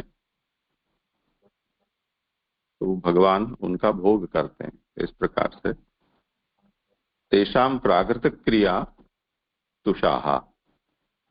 अब ब्राह्मण क्षत्रिय जो हैं वो अपने भगवत सायुज्य प्राप्त करने के लिए जो क्रिया करते हैं, शास्त्रीय साधना, भक्ति वैराग्य आदि जो भी है, उसके अतिरिक्त भी देह निर्वाह के लिए प्राकृत क्रियाएं तो सभी की होती हैं, जीव मात्र की। तो भगवत सायुज्य की प्राप्ति में उन क्रियाओं का कोई महत्व नहीं है, यानी भगवान के लिए वो क्रियाएं अनाज के ऊपर के छिलके फेंक देने योग्य होते हैं, उस प्रकार के समझने चाहिए,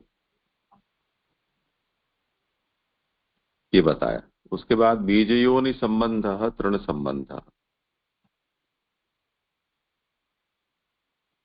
अभी इनका जो जन्म होता है वो बीज योनि संबंध है, वो यहाँ क्योंकि बलिवर्ध का और इसका उदाहरण दे रहे हैं ना, तो उसको आगे बढ़ाते हुए कह रहे हैं कि वो तृण संबंध जैसा है, जैसे घास होती है। और इंद्रियाणी बलिवर्दाह, और हमारी जो इंद्रियां हैं वो बैल के जैसी है। तो जो बैल होता है, यानी जो इंद्रियां हैं वो बैल जैसे घास की ओर आकृष्ट होता है, उस तरह से इंद्रियां हैं वो विषय के लिए आकृष्ट होती हैं। उसमें वेदो मर्यादा रज्जु, जैसे बैल को नकेल कसते हैं, जिससे बैल मर्यादा में रहता है, उस तरह से ये वेद मर्यादा है वो डाली गई है। उसमें भगवान की इच्छा है वो स्तंभ है। एवं सती स्वस्थ्य इंद्रियाध्यास बलिवर्धत्व। अब स्थिति ये हुई कि यदि जीवात्मा है उसको इंद्रियों में अध्यास है, यानी मैं इंद्रिय हूं, ऐसा यदि जीवात्मा को अध्यास है, तब तो वो बैल समान हो गया, क्योंकि इंद्रिय को अपना स्वरूप मान लेने पर तो इंद्रियों के अपने अपने विषय में ही रुचि प्रवृत्ति रहेगी और उसी में उसका पर्यवसान होगा, तो बैल समान हो गया। और अन्यथा स्वस्य आधारत्व त्रिविध पाप विमोक्ष फलम। तो यदि इंद्रियों में अध्यास नहीं हुआ, अन्यथा का मतलब ऐसा नहीं हुआ, तो स्वस्य आधारत्व यानी जो आत्मा है वो इंद्रियों का आधार बनेगी। तो उस स्थिति में त्रिविध पाप विमोक्ष फलम, तो वो क्या करेगी कि इंद्रियों को अपने विषय में रोकने के लिए वेद मर्यादा रूप जो रज्जु है उसका उपयोग करेगी, जिससे कि इंद्रियां स्वच्छंद रूप से विषयों में प्रवृत्ति न करें, तो पाप मुक्ति उसका फल हो जाएगा। तो वेद मर्यादा का पालन करते हुए अनिषिद्ध और विहित जो भोग है वही वो भोगेगा। इंद्रियाणि तो देवताधिष्ठितानि वैदिक कर्माणि प्रवर्तन्ते तेन स्वस्य मलापकरणम भवति। तो जो इंद्रियां होती हैं, जो देवता उनमें अधिष्ठित होते हैं, तो वो वैदिक कर्मों में ही इंद्रियों की प्रवृत्ति कराएंगे, जिससे कि इंद्रियों के जो दोष होते हैं उनका भी मल दूर हो जाए।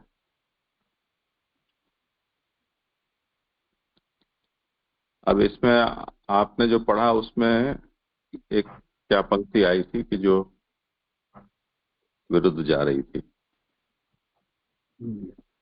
एक तो इसके ऊपर वाली थी पास में, यानी इंद्रियों के अध्यास से रहित होकर क्रिया करे तो जीव चावलों के छिलके के समान है। एक लाइन जी थोड़ा गड़बड़ हो गई थी, जी क्लियर नहीं हो पा रही थी। अभी आप श्री ने समझाया, फिर भी जो अब मेरी समझ में अभी भी नहीं आया। हाँ, पर ये क्या है कि मूल में तो ऐसा विषय नहीं है, जो आपने पढ़ा ना वो मूल में नहीं है।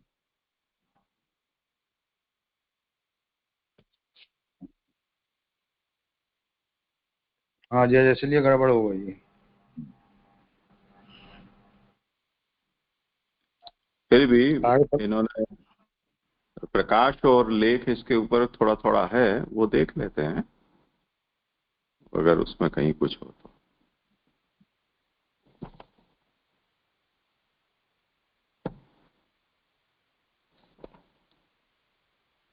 आप जो बता रहे हो ऐसा तो इसमें भी नहीं है। प्रकाश में भी नहीं। यस्याम रज्जौ बलिवरदान नसि प्रोतान कृत्वा रज्ज्वंतरेण बध्यन्ते सा तंति तद्रूप आधारत्वमिति प्राकृतिक क्रिया रूप तुषाधारत्व असंस्कृतान्न रूपत्वम् अनध्यासे कथम इंद्रिय व्यापारः इत्यतः इंद्रियाणि बलिवर्ता इति। प्रकाश तो इतना सही है, इसमें तो ये कोई बात नहीं है। और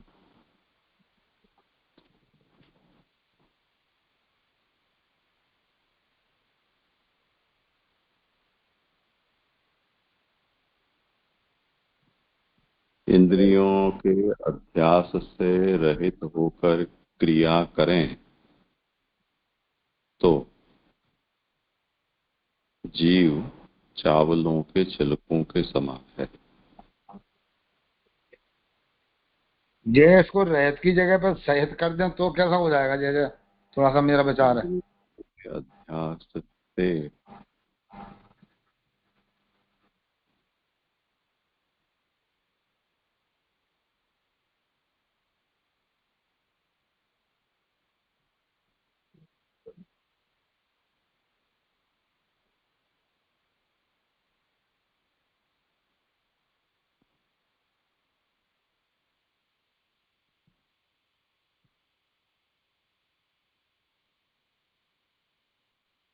किसी के पास पुरानी पुस्तक हो तो वो भी जरा देख लें।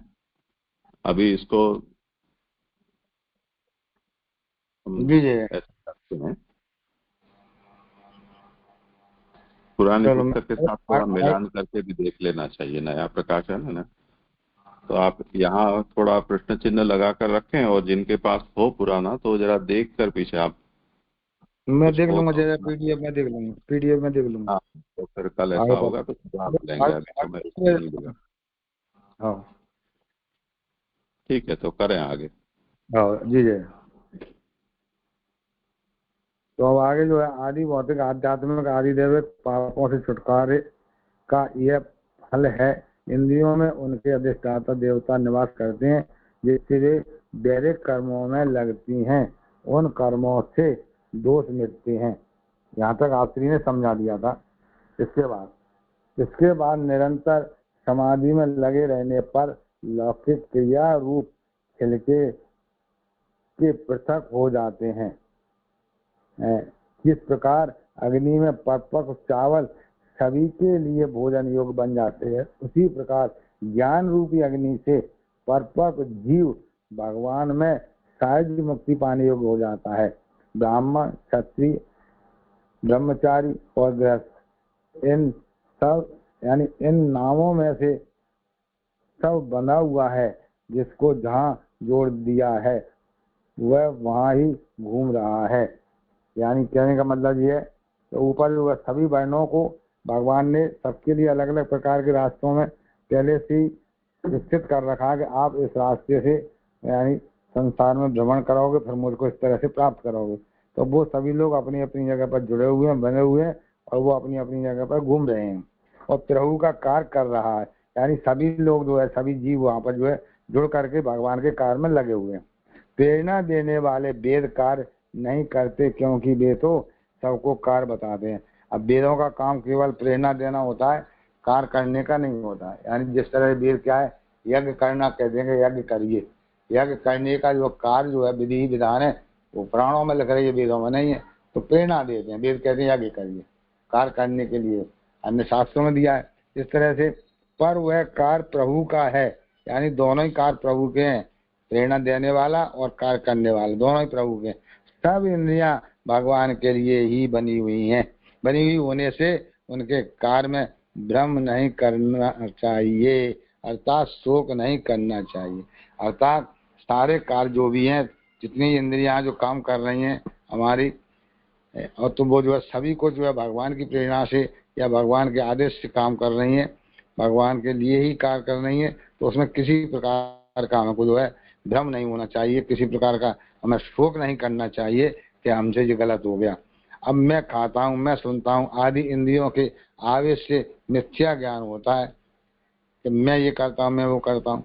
वह इंद्रियाध्यास कहा जाता है। इंद्रियों का अध्यास है ये, कि इंद्रियां जी कर रही हैं, वो कर रही हैं। भगवान ने तो अपनी क्रिया के लिए हमें बनाया है, यानी सब कुछ जो है हम अब हमारे ऊपर जो हमारे अंदर इंद्रियां जो बनाई है सब मिलाकर के एक जीव बना, तो हमको भगवान ने अपनी क्रिया के लिए बनाया है।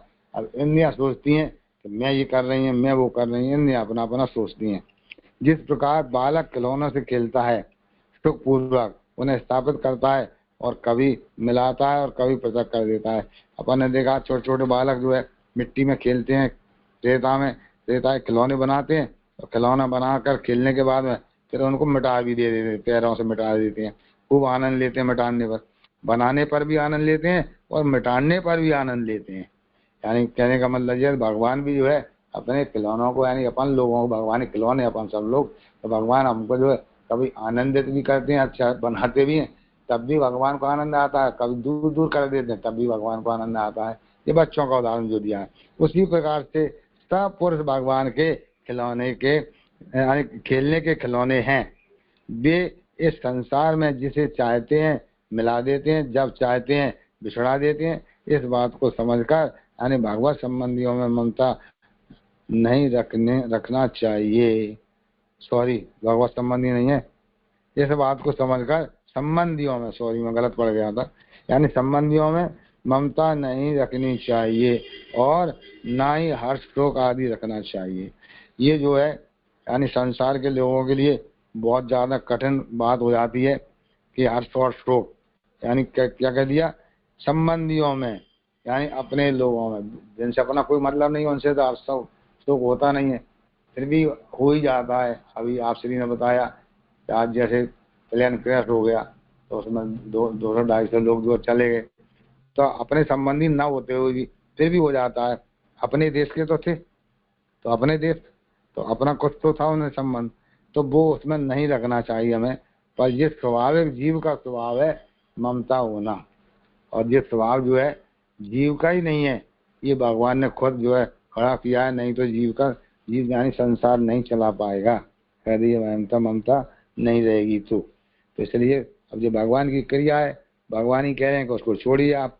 तो ये जो है परम भगवदियों के लिए, यानी मेरा कहने का मतलब तो ये कि अपन लोग जितने आपसी की कृपा से जुड़े हैं, अपन सबके लिए विशेष ज्ञान की बात है कि हमको तो जो इस बात का ध्यान रखना चाहिए कि हमको अहमता ममता को छोड़ने का ज्यादा नहीं तो धीरे धीरे प्रयास तो कर सकते हैं। आप श्री ने क्लास में इतना बढ़िया समझाया था कि आपको वैराग्य धारण करने का सरल तरीका मैं बताता हूँ। तो आप श्री ने शुरू क्लास में समझाया था, स्टार्टिंग में सबसे पहले मैं गया फर्स्ट क्लास में, यानी पहले आप कुछ दिन के लिए 4 दिन के हाल आ गए, अब आगे 3 महीने बाद फिर आ जाओगे, फिर आप 8 दिन के लिए आ जाओ, फिर आप 10 दिन के लिए आ जाओ, फिर 1 महीने। तो आपको इस तरह से धीरे धीरे आगे बढ़ते जाओगे, आपका जो है प्रयास इतना सफल हो जाओगे कि आप संन्यास को धारण करने आपको कोई दिक्कत नहीं आएगी। संन्यास हमारे यानी घर की वस्तुओं छोड़ने में, दूर रहने में कोई दिक्कत नहीं आएगी। ठीक इसी तरह से हमने अहमता ममता में वही प्रैक्टिकल रूप में देखा है कि आज जिन चीज़ों हमारी अहमता ममता बहुत अधिक है, उनको यदि हम धीरे धीरे करके प्रयास करना छोड़ें तो निश्चित रूप में आसानी से छूट जाती हैं, सहजता से छूट जाती हैं।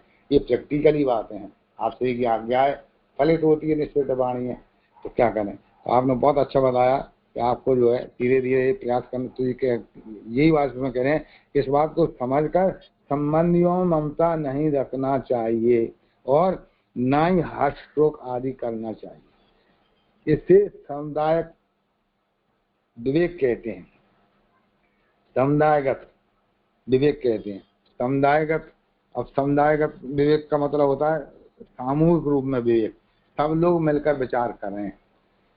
मेरे विचार में तो ऐसा आया, कुछ और अर्थ होगा तो मैं जानता नहीं है, आप श्री समझा देंगे। यानी अपन को जो है इस विवेक को अपने परिवार के लोगों को, अपने वैष्णवों को एक साथ बैठ करके एक साथ सत्संग के रूप में बार बार इस बात को प्रयास करना चाहिए। बहुत बड़ी बात है ये, यानी अहमता ममता को छोड़ने का प्रयास करना, ये सामुदायिक विवेक कहलाता है। ये यानी पहले भिन्न भिन्न तत्वों के वर्गीकरण द्वारा विवेक का स्वरूप स्पष्ट किया था। यहाँ पर जो है ताली बिहारी दोनों श्लोक पूरे होते हैं और जो है यहाँ पर जो है मेरे श्लोक भी पूरे हो जाते हैं। परमानंद जी का नंबर आएगा, आप अगले श्लोक से यहाँ तक किसी कोई प्रश्न हो तो कोई पूछे। हाँ जय धन्यवाद प्रणाम। अभी कुछ प्रश्न हो जान लो। हाँ मास्टर जी।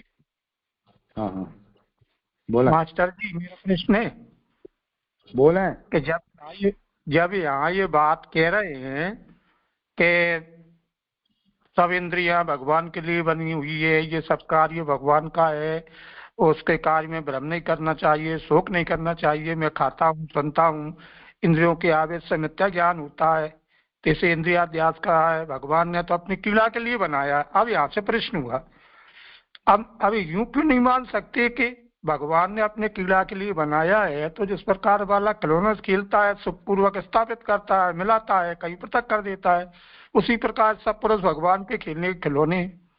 तो अगर हम इस बात को माने कि मान के चलो हम सब भगवान के खेलने के खिलौने, तो फिर अभी आप जो समझा रहे थे कि ऐसा करना चाहिए वैसा करना चाहिए, तो ये तो बात ही नहीं है।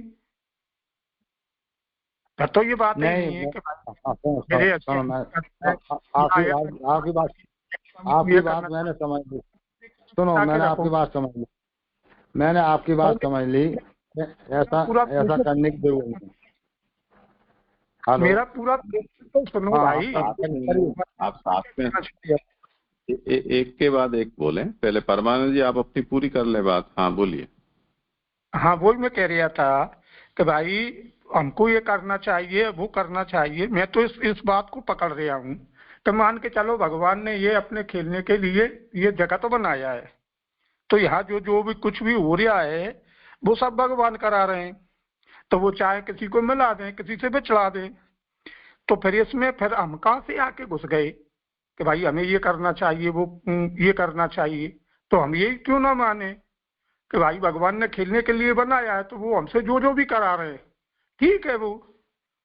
तो अगर इस प्रकार से उसको माने तो बाद में करने की बात तो फिर ठीक है कि हम वैष्णव है या जो भी हैं, तो फिर तो तमाम 50 धारा लग जाएंगी, जैसे वेदवाणी ये धारा लगी हुई है। तो इसको फिर किस प्रकार देखना चाहिए, ये मेरा प्रश्न है। चलो आपने अच्छा प्रश्न किया है। देखो ऐसा मैं आपको बताऊं कि जगह जगह पर शास्त्रों में लिखा है भगवान ने जो है यानी प्रत्येक जीव को माया अहमता ममता जो प्रत्येक जीव को लगा रखी है। मर्यादा में भी है, भूमि परत भाव डावर पानी के उसमें रामायण में भी लिखा है। यानी प्रत्येक जीव को जो है जीव की संज्ञा जो है सीधे माया लगते ही यानी उसके साथ जो है 18 तत्व उसके साथ लग जाते हैं, सूक्ष्म तत्व और जो है 5 भौतिक तत्व लग जाते हैं, तो वो जीव की संज्ञा प्राप्त कर लेता है, उसी के साथ में उसकी माया लग जाती है। मैं यानी मैं माने जीव, मैं जीव बन गया। मैं और मेरा भगवान ने जो है तो उसको जीव को पैदा करते ही भगवान ने लगाई है। और उसको क्यों लगाई है मैं अभी पहले भी बताया, यानी संसार को चलाने के लिए भगवान नहीं चाहते हैं कि मैं और मेरा अहंता ममता हट जाएगी तो संसार आगे नहीं चल पाएगा, उसको चलाने के लिए। अब रही बात भक्तों की, तो भक्तों के लिए यानी ये शिक्षा जो है जो दी जा रही है यानी अपन लोगों के लिए विशेष करके कि अपन को जो है इस माया को जो है से दूर हटना है। कैसे हटना है उसका मैंने जो है आप श्री का क्लास का उदाहरण बताया छोटा सा कि आप श्री ने समझाया कि माया को आप एकदम जो हटाना चाहो नहीं हटा पाओगे, बहुत मुश्किल है, बहुत कठिन है। आप उसको धीरे धीरे प्रयास करोगे तो निश्चित हट जाएगी। और उसका प्रैक्टिकल भी मैंने देखा है और लोगों में भी देखा है, अपने आप में भी देखा है, प्रयोग भी किया है कि वाकई में जो है जिन चीज़ों से अपन कुछ समय के लिए धीरे धीरे दूर होते हैं तो कुछ समय बाद वो चीज़ें अपन को यानी स्वीकार नहीं रहती हैं, अपन को अच्छी नहीं लगती हैं, तो तय अपना त्याग हो जाता है। ये उसका एक विधान आप श्री ने हमको समझाया था। तो ये थोड़ा सा मतलब मेरी जो समझ में आया था वो बताया। अब आप इसमें और डिटेल बताएं परमानंद जी कि आप और क्या कहना चाहते हैं। हाँ वो मैं इसलिए कह रहा था कि 40वें श्लोक में ये आया कि यदि ये माना जाए कि भगवान दूसरों के लिए जगत बनाते हैं तो वे सबका भलाई करते हैं, ये मान लेते हैं। तो फिर दूसरी कंडीशन आई कि अब मान के चलो वे स्वयं के लिए बनाते हैं, तो प्रभु अपनी क्रीड़ा सिद्ध करने के लिए ऐसा करते हैं, तो भगवान क्रीड़ा सिद्ध करने, तो फिर हम पदार्थ हुए, तो वे उठा है धरा है या जो कुछ भी करा है तो के ना उमा दारू ज्योतिष की नाई सब है नछावत राम गोसाई, तो भगवान नचा रहे हैं, तो जो भी कर रहे हैं वो सब भगवत इच्छा से हो रहा है। तो अपने यहाँ तो ये बात आती हुई है, जो हुआ भगवत इच्छा, जो हुआ भगवत इच्छा। तो अपनी वार्ता में आता है, वो उंगली कट गई राजा की, तो सेवक ने कहा भगवत इच्छा, तो उसको क्रोध आ गया, तो फिर आगे जाके वो सिद्ध भी हुआ। तो मैं इसलिए ये पूछ रहा था, मैं ये बात तो समझ रहा हूँ कि नारद जी युधिष्ठिर जी को समझा रहे हैं, ये बात तो मेरे समझ में आ रही है, लेकिन चूंकि ये दो कंडीशन आई, इसलिए दूसरी कंडीशन पे मैंने ये बात पूछी। नहीं, ये तो बात जो है, सुनो, ये बात दोनों पे लागू होती है। यदि भगवान ने अपने लिए बनाया है तो भी सही किया है, और भगवान ने जीवों के लिए बनाया तो भी सही किया है, क्योंकि दोनों के द्वारा ही संसार चलने वाला है, एक के द्वारा संसार नहीं चलेगा। अगर भक्त नहीं है तो भगवान कौन के, और भगवान नहीं है तो भक्त को किसका। तो इसलिए जो है साहू बाबा आपसे अच्छा समझाते हैं कि चाचा नहीं है तो भतीजा किसका। तो ये एक उदाहरण है, मतलब उनका लौकिक आपसी ने समझाया है। यानी भगवान ने जो बात जो आपने कहा कि 40वें श्लोक में ये कहा है कि भगवान ने अपने लिए बनाया, सही बात है। फिर कहा नहीं, भगवान ने जीवों के लिए बनाया, सही बात है। दोनों ही बात सही है, दोनों बात अपने आप में इसलिए सही है कि दोनों के बिना, यानी एक के बिना दूसरी बात अधूरी हो जाएगी। यदि भगवान ने अपने लिए बनाया तो फिर भगवान को जीव तो चाहिए, तो इसका मतलब जीवों के लिए भी बनाया है, अर्थात दोनों के लिए बनाया है, कहने का मतलब ये। हाँ हाँ, ठीक है ठीक है। मैं जय जय के भाव जानना चाह रहा था, जय जय क्या कहना चाहेंगे। हाँ, मतलब इन्होंने तो ये कहा ना कि जब भगवान अपनी लीला के लिए कर रहे हैं तो उस स्थिति में यदि कोई जीवात्मा भगवान से विमुख है या मर्यादा में लिप्त है तो वो भी भगवान का ही उपकरण है और भगवान ने उसको वैसा ही बनाया है, तो वो ठीक ही है। उसमें शोक का कोई विषय नहीं है। यही आपका था ना कहना? हाँ जी जय। हाँ जय जी, यही था। हाँ, तो देखो उसमें यहाँ मेरा जय उसमें ऐसा तय था, जो श्रेष्ठ दशा को माने भगवती जिनकी बुद्धि ऐसी हो जाती है, तो वो जो कहती है जो भी हो रहा तो भगवत इच्छा से हो रहा है, तो वो उसको मानते हैं। और जो सामान्य व्यक्ति अगर ये बात कहे कि जो भी करवा रहे हैं ठाकुर जी करवा रहे हैं, तो मैं उसमें थोड़ा बहुत जानना चाह रहा था। हाँ, तो सबसे पहले तो हमें ये विषय देख लेना चाहिए कि नारद जी यहाँ युधिष्ठिर को ये समझाना चाह रहे हैं। जो युधिष्ठिर हतप्रभ हो गए हैं धृतराष्ट्र गांधारी आदि को अपने महल में अनुपस्थित देखकर, तो अभी वो इस बात को स्वीकार नहीं पा रहे हैं। और जैसे कि ये आरंभ में ये विषय आया, कौन सा श्लोक था? नाहम वेद गतिम पित्रोर भगवन स्वगतावितः। युधिष्ठिर के मन में अमंगल की आशंका थी, पर वो यानी मरमरा गए ये लोग सब, क्या हुआ ऐसा, पर वो बोल नहीं पा रहे हैं। उन्होंने उस बात को अपने मन में ही रखते हुए केवल पूछा कि कहाँ गए, मैं नहीं जानता हूं। तो अब स्थिति में जो शोकाकुल हो रहे हैं युधिष्ठिर, और उसके कारण उनके भीतर एक प्रकार का मोह प्रकट हुआ है।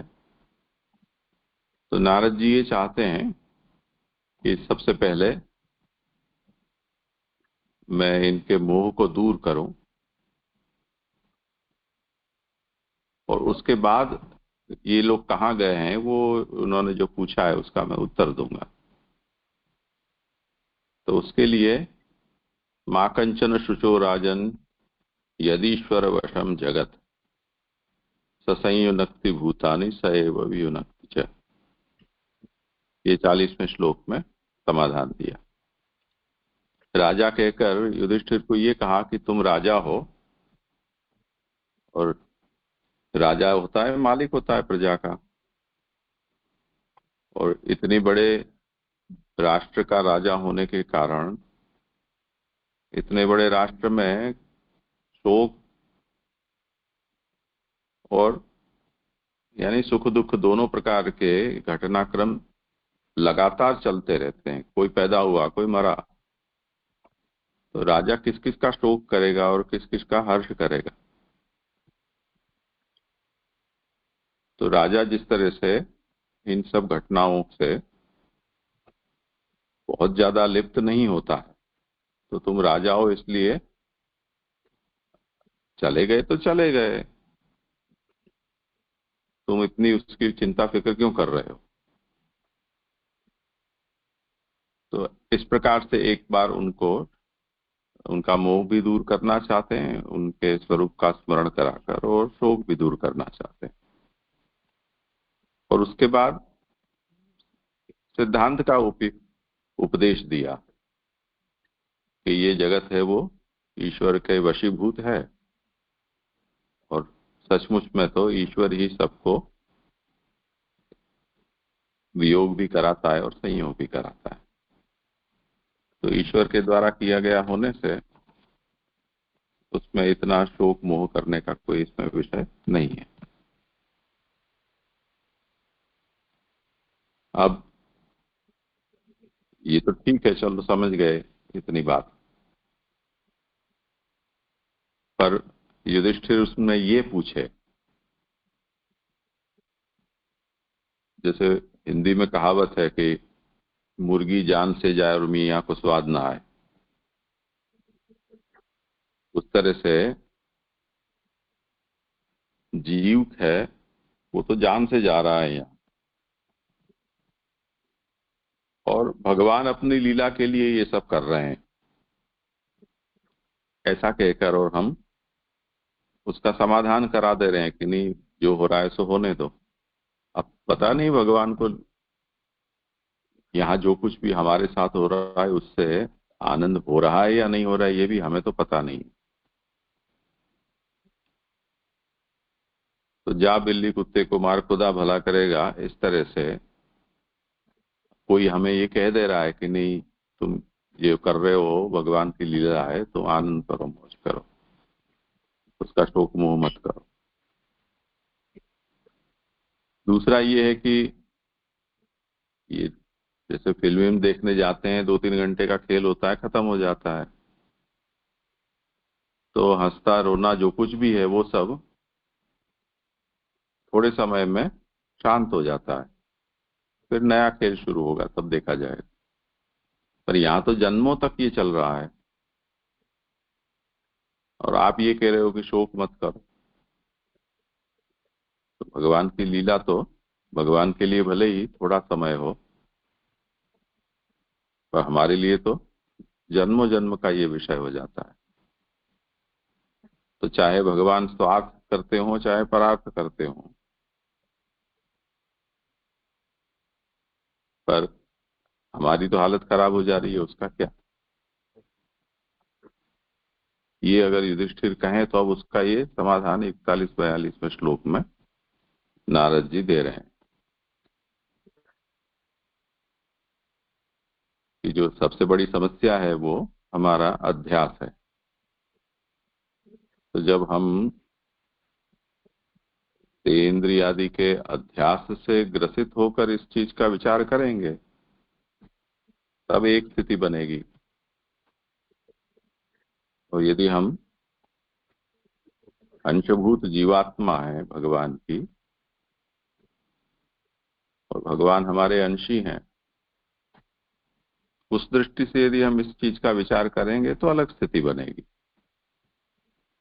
तो उसे यहाँ 2 तरह से बताया है कि यदि देहाध्यास जिनको है, यानी कि बैल जैसे जो है, बैल बुद्धि, तब तो उनको नकेल कसने के लिए उनकी वेद भगवान ने प्रकट किए हैं, जैसे कि वो नियंत्रण में है। तो वो वेद रूप जो रज्जु है, मर्यादा है, उससे वो यदि बंधे रहेंगे, तब फिर वो उनके त्रिविध पाप हैं, उनका मोक्ष हो जाएगा। और यदि देहाध्यास प्रबल है, नकेल भी नहीं कसी है, तब तो संसार गति ही उसका फल है। अब उसमें यदि आप जैसे ही कह रहे हो कि जो संसारी मनुष्य हैं वो भी इस तर्क से ये कहें कि हम भगवान की लीला है और भगवान ने हमको संसारी बनाया है और संसार में ही हमको जो आनंद आ रहा है वो भी प्रभु की लीला ही है, तो संसार को हम क्यों छोड़ें, या भगवत भक्ति करने की भी क्या आवश्यकता है। जो हम संसार में मजे ले रहे हैं वो भी एक भगवान की लीला का ही एक हिस्सा है। तो चलने दो, जैसा चल रहा है सब ठीक है। तो बात तो वैसे गलत नहीं है, इसमें भी सच्चाई से कोई व्यक्ति ये सोचता हो कि जिसने अपने आप को पुष्टि प्रवाह मर्यादा भेद के अनुसार भगवान ने उस मेरा वर्ण प्रवाही जीव तय किया है और उस स्थिति में मुझे प्रवाहिण क्रिया रता, तो सांसारिक लौकिक क्रिया में ही जिसको प्रसन्नता का अनुभव हो रहा है और उसी में फल का अनुभव हो रहा है, और वो अपने आप को प्रवाही सृष्टि का जीव मान रहा है, पर उसको इतना संस्कार है मानो कि ये प्रभु की लीला का एक हिस्सा है और वो ऐसा कर पा रहा है जैसे वृत्रासुर कहता है, तो ठीक बात है, हम उसमें कुछ मना नहीं कर सकते हैं। तो वृत्रासुर ने जैसे ये कहा कि मैं क्योंकि अभी राक्षस देह में प्रकट हुआ हूं, मेरा देह भी शापजन्य होने से भगवत भक्ति के योग्य नहीं है, इसके कारण जब तक ये देह है तब तक तो मुझे इस देह के अनुकूल ही अभिनय करना है। तो वो भगवान के सामने भी खड़ा हो जाता है, इंद्र के सामने भी खड़ा हो जाता है, देवताओं को भी प्रताड़ित करता रहता है। तो वो तो सचमुच में ऐसी प्रभु की उसके साथ लीला चल रही है, वो हमें साफ साफ दिखाई दे ही रहा है।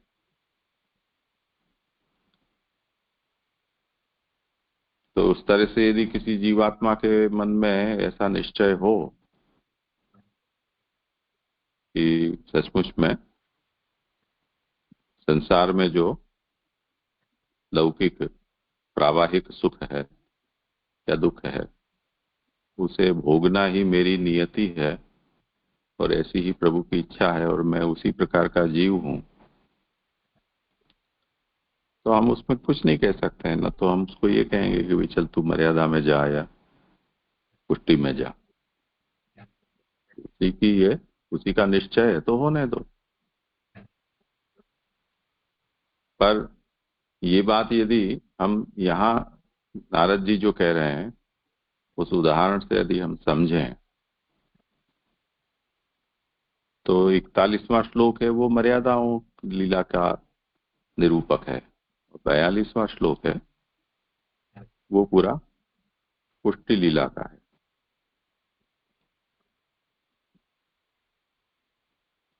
तो उसी जीवात्मा को नारद जी ये कह रहे हैं कि जिनको भगवान ने लोक में संयोग वियोगात्मक सुख दुख दे रहे हैं और उसी के कारण उनको लोक में भी लौकिक फलों की प्राप्ति हो रही है, पर उनमें से यदि किसी के मन में ऐसा भाव प्रकट हो रहा है कि जैसे भगवान ने लोक को बनाया है उसी तरह से भगवान ने वेद मर्यादा भी बनाई है, तो लोक में जो हम लौकिक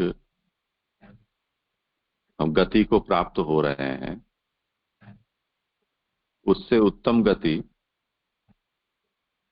वेद में दिखाई गई है कि हम अपनी आत्मा से भगवान का सायुज्य प्राप्त कर सकें और वो भगवान हमारा भोग करें। तो अच्छी बात है ना, वो गति प्राप्त हो। तो यहाँ हम विषयों में खपते रहें उसके बजाय भगवान हमारा भोग करें, ऐसा फल प्राप्त हो तो कितनी बड़ी बात है। तो ऐसा यदि किसी के मन में संकल्प जाग रहा है तो फिर वो मर्यादा के दायरे में आ जा रहा है। तब फिर वो अपनी इंद्रियों के ऊपर मर्यादा की रज्जू से अंकुश डालकर और अपने इंद्रियाध्यास को शिथिल करेगा, उसके प्रतिबंधों को दूर करेगा, भगवत सायुज्य भी प्राप्त करेगा। और उससे आगे बढ़कर यदि ये संकल्प हो पा रहा है कि हमें भगवान ने क्रीड़ा के लिए पैदा किया है, जैसे बालक खिलौनों से खेलता है उस तरह से हमारे साथ ठाकुर जी खेल रहे हैं, तो किसी को मिला रहे हैं, किसी को बिछुड़वा रहे हैं, तो ये एक प्रभु की लीला है। तो शोक हर्ष से हमें मुक्त होकर प्रभु की इस लीला का आनंद लेना चाहिए। चाहे तो हम साक्षी होकर लें, चाहे तो हम उसमें सक्रिय भाग लेकर हों, जैसे भी प्रभु चाहे ऐसा रहे। तो तीनों ही संदर्भ में यहाँ शोक उचित नहीं है। ऐसे 3 श्लोक में नारद जी ने युधिष्ठिर को समझाया है। अब कौन किस तरह से अपने आप को आश्वस्त करता है, शोक मोह तो सभी को होते हैं और सभी उसमें से दूर होने का कोई ना कोई उपाय खोजते भी हैं। पर जब जैसा आवेश हमारे भीतर होता है उसी आवेश के अंदर हमें जो भी तर्क या युक्तियां या प्रमाण या भाव स्फुरित होते हैं वो हमारे शोक मोह का निवर्तन करने वाले हो जाते हैं। तो जैसे हमने इससे पहले के प्रसंग में देखा था कि बाणशैया पर भीष्म के पास युधिष्ठिर गए तो भीष्म ने यही कहा कि सब कुछ काल का किया धरा हुआ है, तुम बेवजह मेरे ऊपर आक्षेप मत करना कि तुम कर सकते थे और तुमने नहीं किया तो मुख्य तुम ही कल्प्रिट हो। तो सर्वम काल कृतम मन्ये, ऐसा करके और काल के ऊपर उन्होंने सब कुछ ढोल दिया। तो यहाँ तो तीनों ही दृष्टि नारद जी ने युधिष्ठिर को दे दी, ऐसा समझ में आ रहा है। हाँ जी, अब स्पष्ट हो गया। मैंने आश्रय रूप में ठाकुर जी का आश्रय रखते हुए अगर ये ऐसा समझते हैं जैसे भगवती कहती है तो भगवत इच्छा से है तो बहुत ऊंची वस्तु हो गई। ठीक है जी, धन्यवाद। ठीक है, अब समय भी हुआ है और इनके श्लोक भी संपन्न हो गए हैं, तो यहाँ विराम।